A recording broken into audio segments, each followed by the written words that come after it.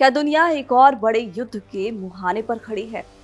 क्या अमेरिका सच में ईरान पर हमला करने की पूरी तैयारी कर चुका है? क्या दुनिया का सबसे ताकतवर युद्धपोत सिर्फ शक्ति प्रदर्शन है या युद्ध का सीधा संकेत? और सबसे बड़ा सवाल, अगर अमेरिका और ईरान आमने सामने आ गए तो क्या पूरा मिडिल ईस्ट जल उठेगा? क्या तेल, अर्थव्यवस्था, राजनीति सब कुछ बदल जाएगी? दुनिया की दो बड़ी ताकतें, एक तरफ संयुक्त राज्य अमेरिका, दूसरी तरफ ईरान।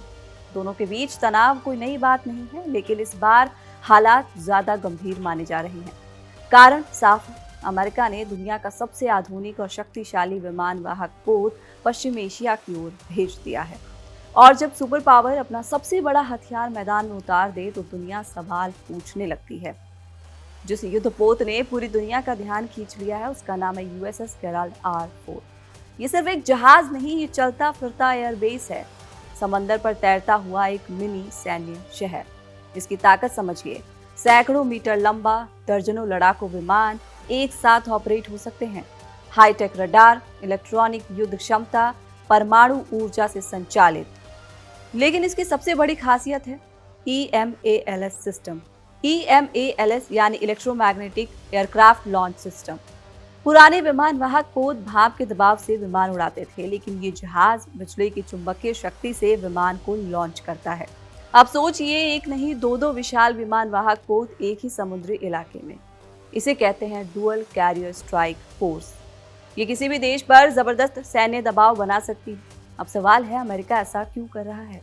इस सवाल का जवाब राजनीति और रणनीति में छिपा है।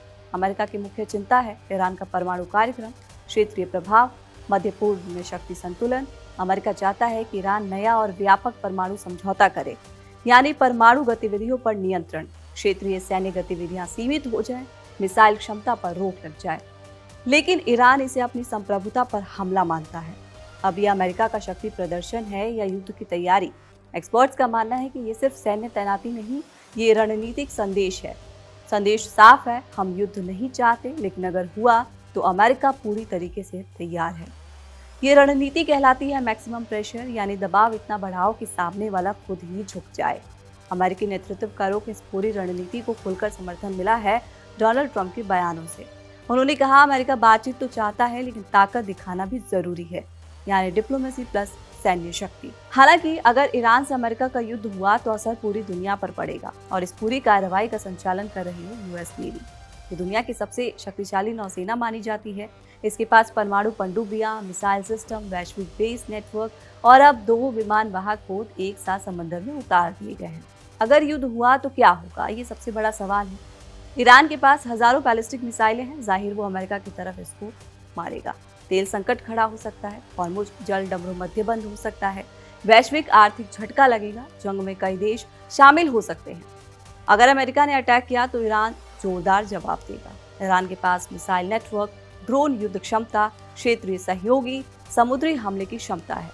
यानी हमला आसान, लेकिन परिणाम नियंत्रित करना मुश्किल हो जाएगा। अब असली सवाल यह है कि क्या अमेरिका सच में हमला करेगा? क्या ईरान झुकेगा या दुनिया नया युद्ध देखेगी? फिलहाल तनाव अपने चरम पर है, सैन्य ताकत मैदान में है और दुनिया इंतजार कर रही है। दुनिया के सबसे ताकतवर युद्धपोत, 2 विशाल कैरियर स्ट्राइक ग्रुप, तेज बयानबाजी और बढ़ता दबाव अगले कुछ हफ्ते तय करेंगे एक नई जंग का इतिहास लिखा जाएगा या टल जाएगा।